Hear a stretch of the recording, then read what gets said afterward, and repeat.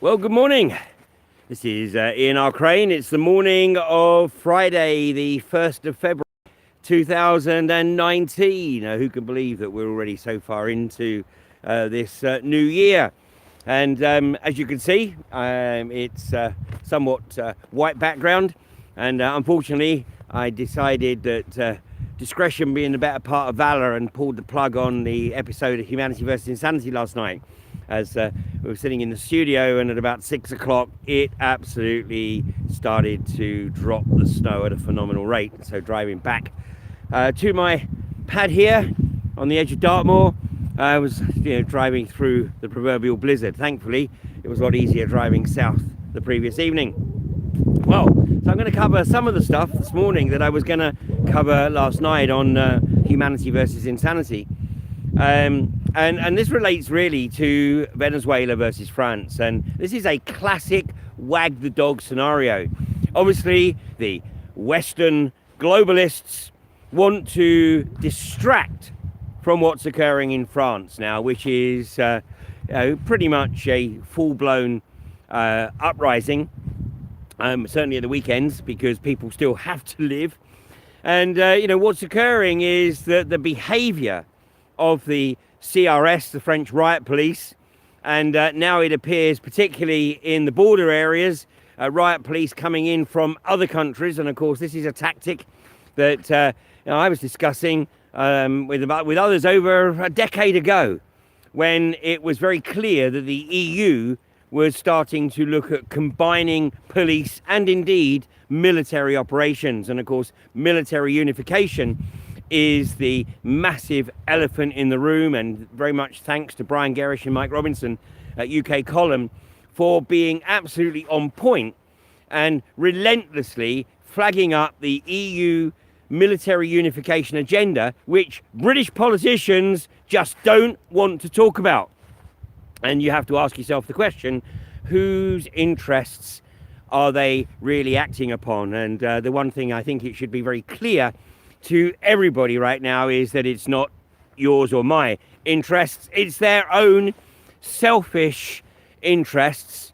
And obviously that's why we have all this obfuscation and delay over Brexit, because they're desperate to try to protect their cozy lifestyle where they really have nothing to do except pretend to be parliamentarians, when in reality all they're really doing is creating theatre, whilst the civil servants rubber stamp EU-driven legislation onto the British statute books, exactly as required under the European Communities Act of 1972. So the British people have effectively lived under the mist of this lie for 47 years now. And fortunately, at this juncture, many people who thought it would be a good idea to remain in the EU are now seeing the multiple reasons why it's so crucial that we get out of this corporatist club, which you and I ain't in, as soon as possible. Now, obviously in France, the population of France have had enough. And the poison dwarf Macron, who came out of nowhere, of course he got into power because of all the fear porn being put about should Marine Le Pen actually get into office. Well, what could be worse than Macron's kowtowing to the corporatist agenda and unleashing the military force on the civilian population? The number of serious injuries now runs into the hundreds. The number of eyes that have been lost certainly is something in the region of 50 plus. And of course the latest there was Jerome Rodriguez, who was one of the, if you like, the more prominent of the Gilet-Jaune, the yellow vests. And it looks like he was deliberately targeted at the weekend, and unfortunately looks like he might have lost his sight. I believe that he's been put into an induced coma in an attempt to give the body time to recover. But this is now the norm. Each weekend we are seeing the riot police in France deliberately targeting prominent activists. And obviously this is an attempt to discourage others from participating. And, Macron's philosophy is that this is a war of attrition.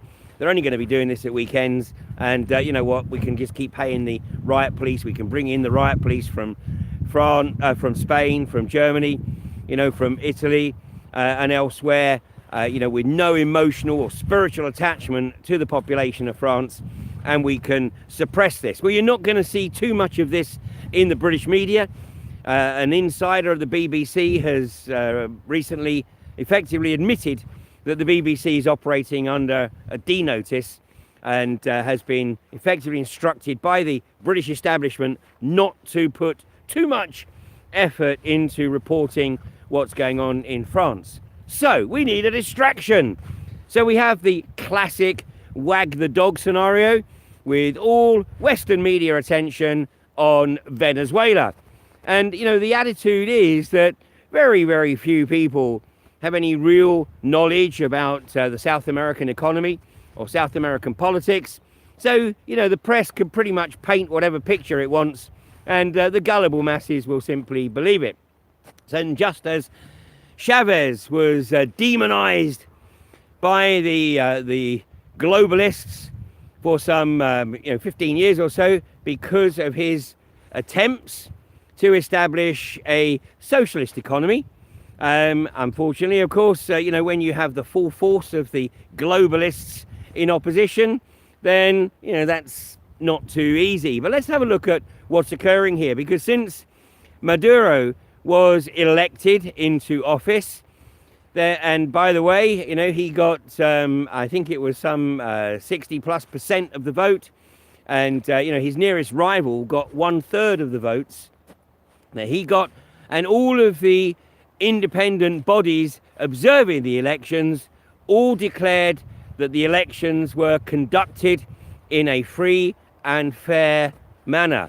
But of course, this doesn't suit the US agenda, particularly when Venezuela is sitting on close on 300 billion barrels of oil, and it's estimated that Venezuela actually has about 10% more reserves than Saudi Arabia. Now, those reserves have never been fully exploited. And in fact, Chavez's attitude was very much that Venezuela would only produce what it needed to provide for its own needs and generate sufficient foreign exchange for the needs of the country. So the production, was certainly somewhat limited. And the bottom line is that the US doesn't like the fact that Venezuela is sitting on such massive reserves and could potentially hold OPEC to ransom, although it doesn't appear to have had that on its agenda anytime recently. So let's have a look at what happened, because the inflation spiral really kicked off in a massive way very shortly after Maduro was sworn in as president. And of course, inflation is a way to not only destroy the economy, but also to destroy the value of any savings, particularly any savings held by the middle classes. So anyone who had savings in local currency, in the Venezuelan bolivar, those savings have effectively been eradicated. And of course, people have been realizing for some time that if you want to store wealth, the only ways in which you can store wealth effectively is in gold and silver.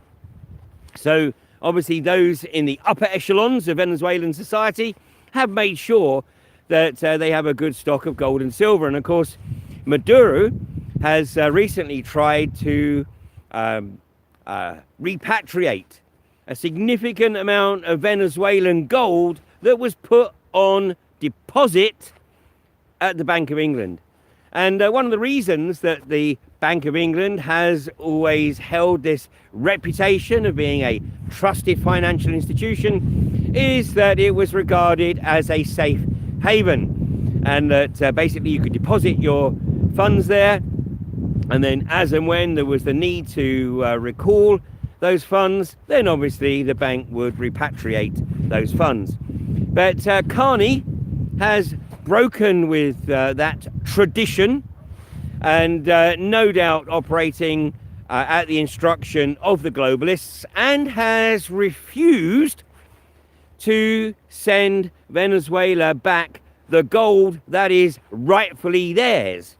And indeed, Guaido, who is the puppet of the US administration and the puppet of the global corporatists, and has been acknowledged by some Western regimes, including the UK, as the interim president. This is a bit like the rest of the world recognising Jeremy Corbyn as the legitimate prime minister of the UK, because they don't like Theresa May. Now, there are many people in the UK who might like to see that happen, but in reality, that just wouldn't be legitimate in any way, shape or form.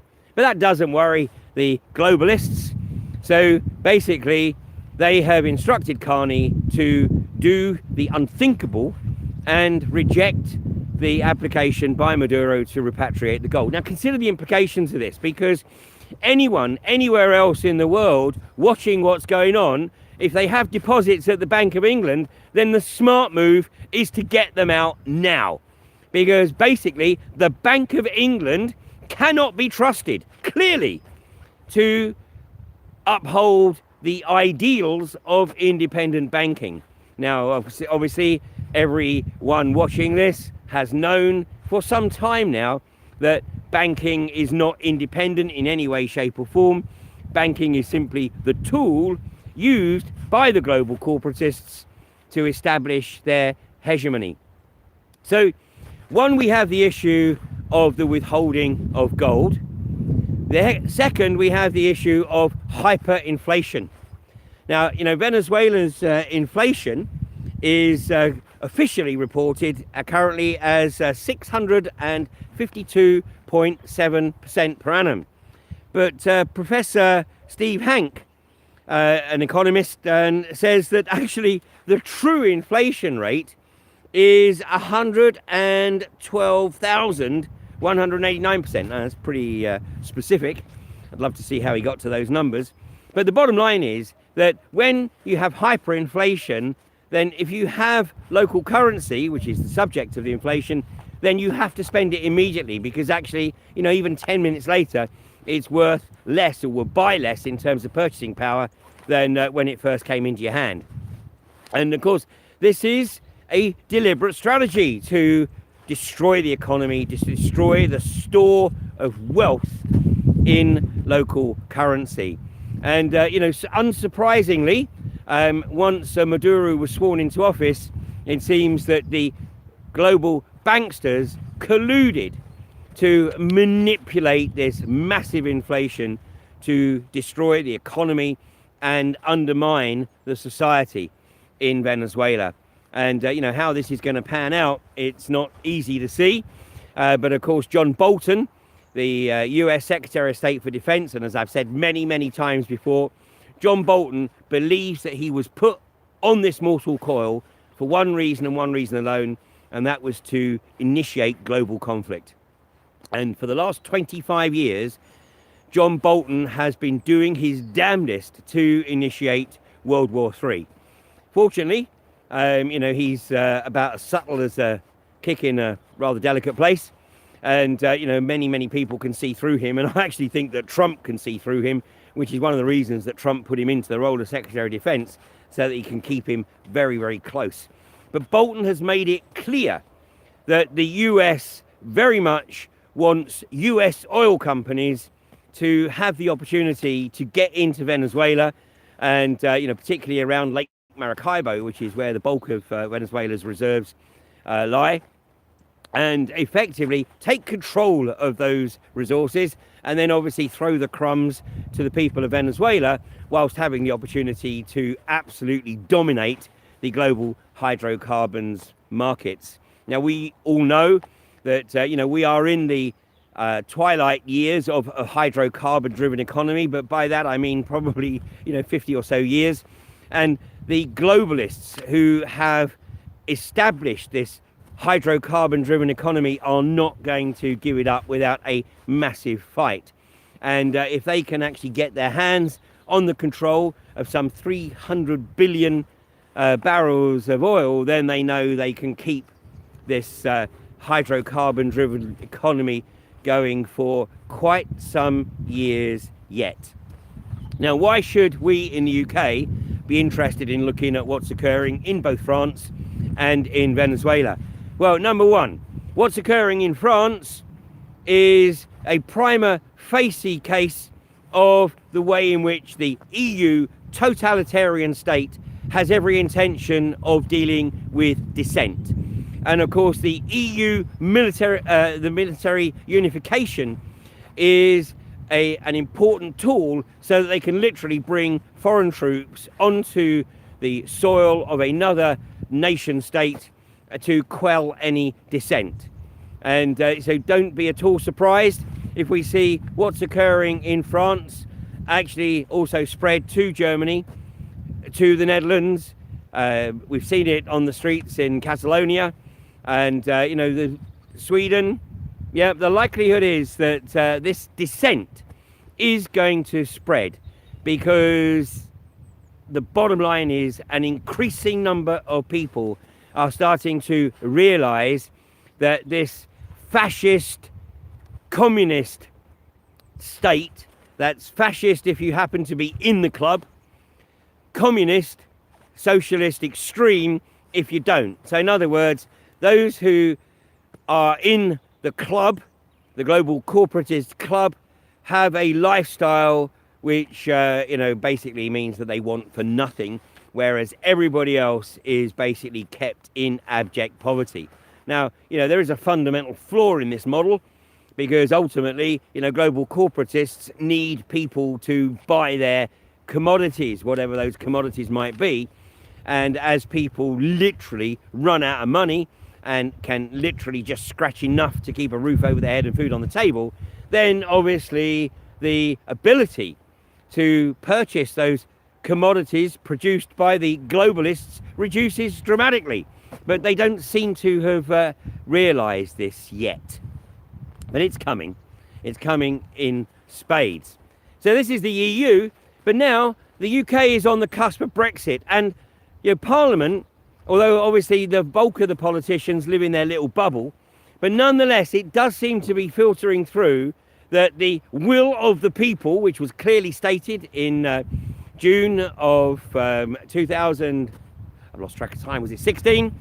In June 2016, 2.5 years ago, was very, very clear. 17.4 million people voted to get out of the EU, and thanks to what's occurring in France, thanks to how the EU negotiators have treated the UK in the course of the discussions, now the reality is, if there was, and there cannot be, but if there was a second referendum, the reality is that the vote to leave would be considerably greater than the first time round. But obviously the establishment would use that opportunity to manipulate a Remain vote. So the bottom line is, the people of the UK have made their decision, and we want out, and we want out on March the 29th. Now, it's going to get a lot worse.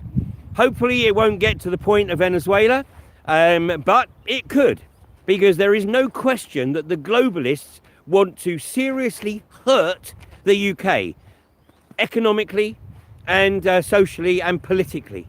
So it wouldn't surprise me at all if we see artificial inflation to erode the stored wealth by the middle classes. So, once again, gold and silver are the only surefire ways of protecting purchasing power of any stored wealth you may have.